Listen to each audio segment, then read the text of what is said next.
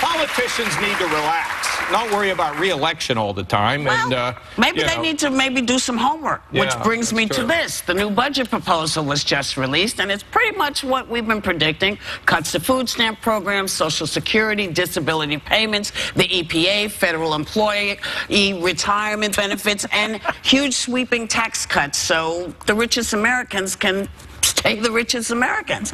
Is there really anything to say about that? To that point, Mulvaney, who is his budget director, he's the budget director, he said something so weird. He said, I think the first time this is in a long time that an administration has written a budget through the eyes of the people who are actually paying the taxes. You also have to have compassion for the folks who are paying it. So in other words, where's the compassion for the rich?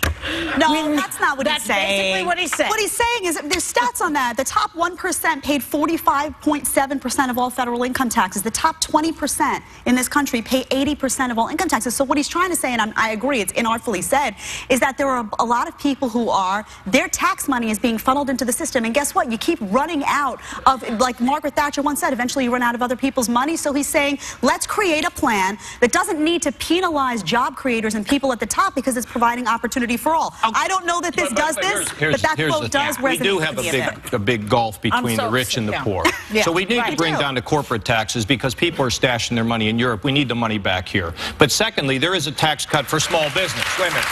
There's also a tax cut for small business. That's right. But honestly, I think the rich are doing pretty well. And I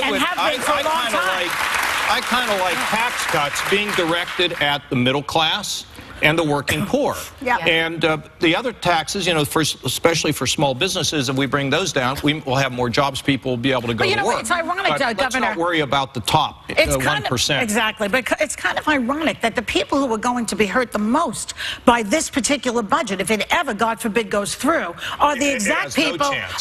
Zero chance. It's going to be on the spectrum, though, and these are the exact people who voted for Trump. Well, they're the ones getting screwed. Well, why do people vote against their own interests? Well, first of all, they don't know what's in this budget. Who does? I mean, I don't think anybody in here is laying awake. But here's what I know. If people are not healthy, they can't work, and if they're hungry, they can't work. So, and we also know, Whoopi and I talked about this, but we also have to make sure that they're trying to get out of the ditch. There's a certain responsibility with them as well. And right? I want to address this when we come back, because this is something that people always use when they talk about the poor, when they talk about people on welfare. And I want to sort of bust that myth up a little bit, because I can speak to this. So we'll be right back with more Hot Topics.